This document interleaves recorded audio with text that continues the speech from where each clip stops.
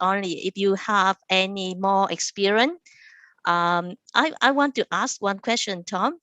Could you still remember your first questionnaire, your first, your first survey?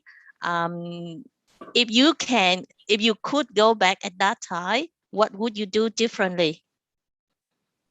Oh, I think that would be way back in the late 70s, early 80s, right, where things like the biases weren't really being considered, right, and survey research and qualitative research weren't as rigorous as they and demanding as they now are, right. So the editors have made it very clear that they want they demand a high standard from the researchers, right? So comparing what you've got to do now to get a paper published versus what you had to do in the late 70s and early 80s is like night and day.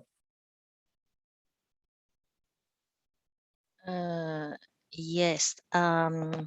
For young researchers, what would be, I know that you have given us a lot of advice, but what would be one advice if someone who have never done a research before and they come and ask you? Just one advice. Well, yeah, so research is something you're really passionate about, right? That's something you want to make a difference to tackle.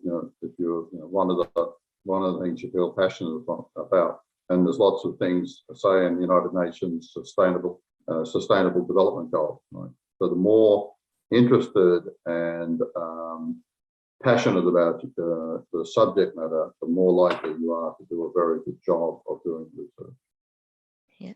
Yeah, thank you, Tom. Ben, you want